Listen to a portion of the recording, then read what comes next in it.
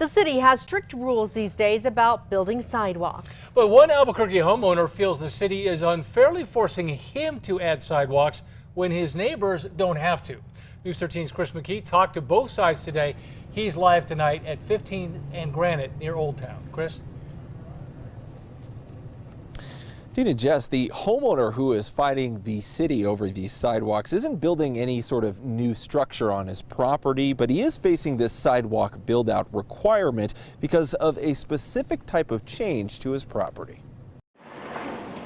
This is an Old Town area. There are lots of places where the sidewalk disappears in front of homes near Old Town. There's no sidewalk. There's no sidewalk all over the place. Richard Chavez's home near 15th and Mountain is just one of them. Never had an accident, never had a reported fatality of any sorts whatsoever. But Chavez is also now one of the only neighbors who may soon have to add sidewalks because of city rules. Based on what the property owner is proposing to do, the sidewalk requirement affects the project. Albuquerque's planning director, Brennan Williams, is referring to a project where Chavez is trying to subdivide his property from one big lot into two separate lots. That change would remove the home's grandfathered sidewalk rules. In order to do that, again, the current standards or the current rules come into play. And those new rules would force Chavez to build a sidewalk around both sides of his corner lot that face the street. They're basically trying to force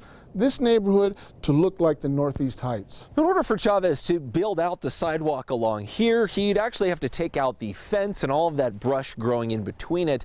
But his neighbors wouldn't have to continue his work. The sidewalk would end literally right in front of this tree. Chavez estimates it's a $16,000 to $20,000 cost. This really is a tax on me to install sidewalk. The city says the rules are ultimately about filling in the city's sidewalk gaps. There are certain triggers or there are certain thresholds that once those are crossed, then the requirements kick in. Now, Chavez filed to actually get a variance on this sidewalk to ask that he wouldn't have to build it, but that was denied. He is appealing the city's decision. City Council will ultimately have to decide if they agree with Chavez's argument. Back to you. All right, Chris, thank you. Last year, the city's inspector general reported that Albuquerque needs more than $400 million worth of new sidewalks and curbs to make the city ADA compliant.